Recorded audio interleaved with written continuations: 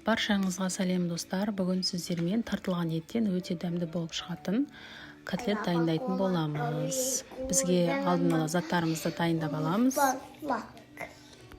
Алдын ала барлық заттарымызды дайындап алдым. Мен описание бөліміне барлығының граммын жазып өтетін боламын. Алдын ала мен бөлкен нанымыздың жарты бөлігін немесе одан да тіптен аз қоссаңыздар болады. Соны суға жібітіп алдым жарты сағат бұрын.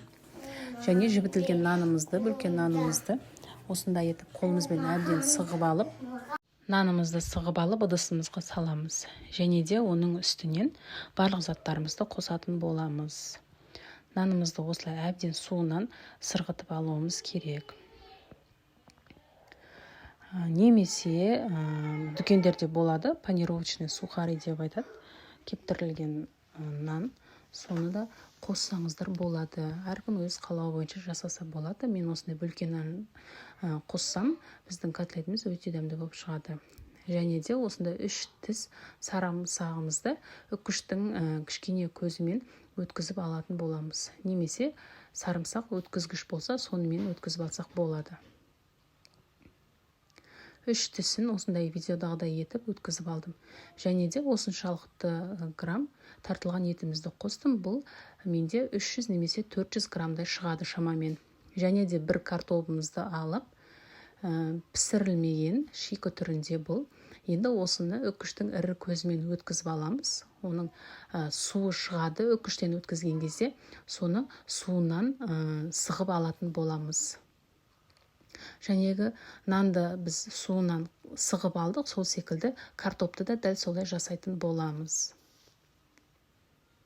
Видеода барлығы да көрсетілген, дәл осылай жасасаңыздар өте дәмді болып шығады. Менің котлет дайындау әдісім осындай әдіспен жасаймын.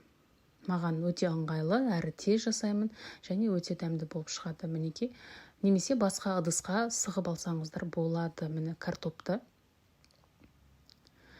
Картопымызды әбден суынан сырғытып алғаннан кейін барлығын қостым.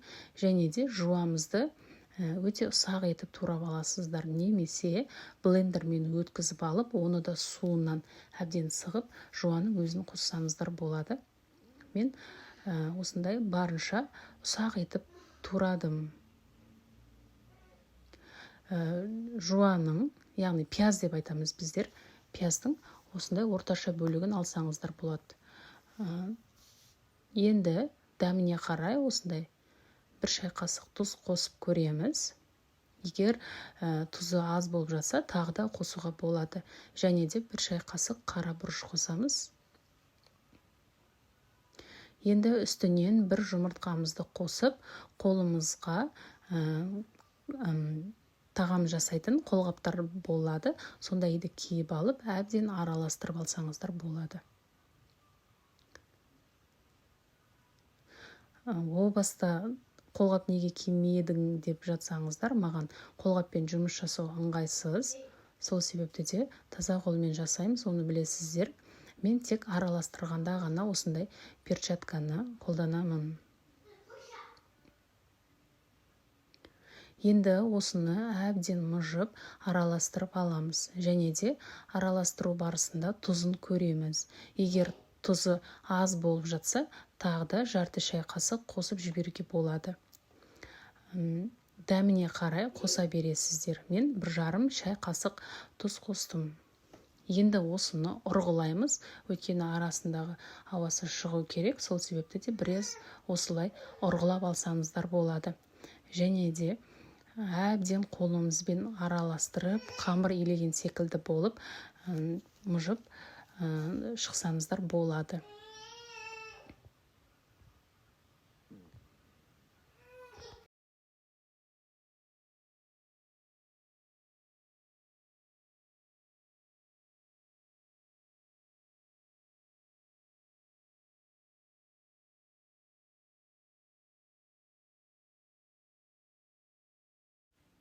Енді осындай етіп дайындап алдық.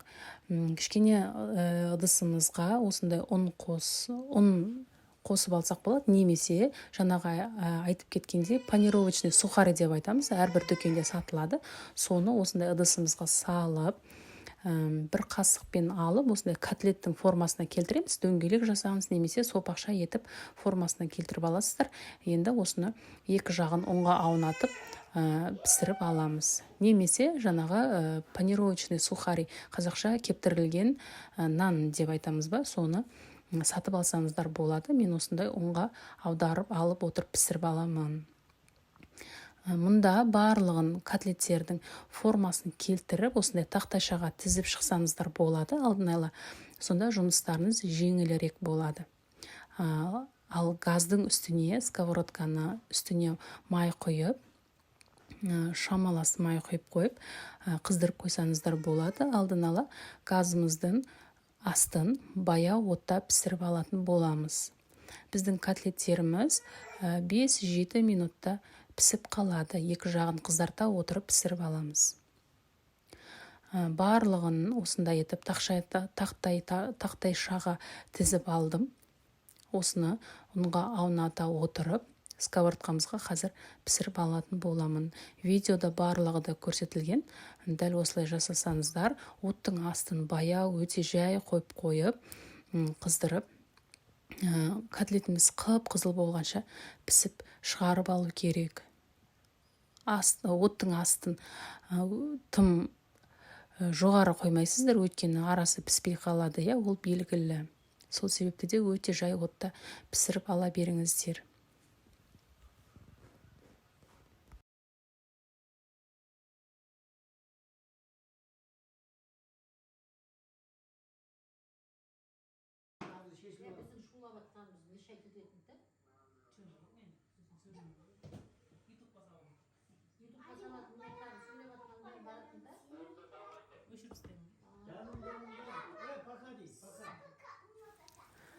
Ыдысымызға осынша мөлшерде сұйық майымызды құйдым.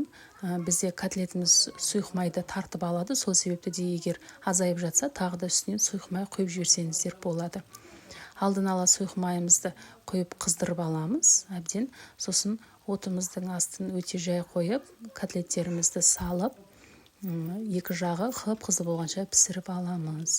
Кешкі асқа жасасаңыздар өте дәмді болып шығады, әрі уақытты тым көп алмайды. Өздеріңізге жеңілдеткен күйінде жылдам оңай жасап алсаңыздар болады. Алдын ала осындай формаға келтіріп, тақтайшаға тізіп қойсаңыздар, сонда жұмыстарыңыз өте жеңілірек болады.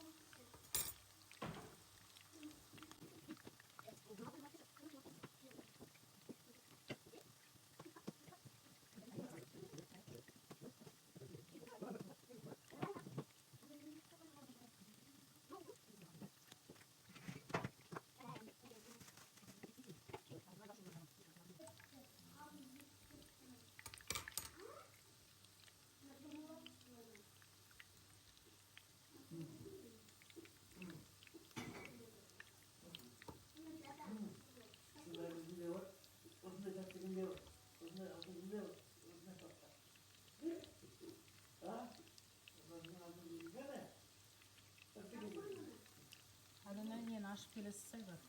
Бұдан барадан ашып келесіз.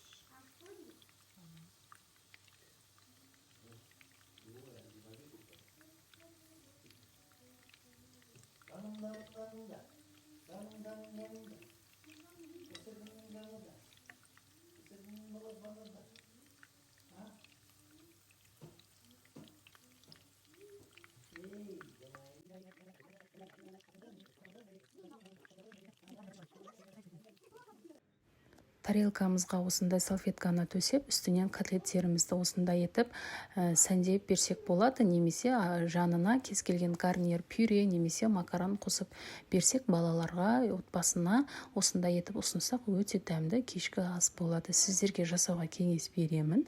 Міндетті түрде жасап көріңіздер осы рецептпен, және де ас болсын.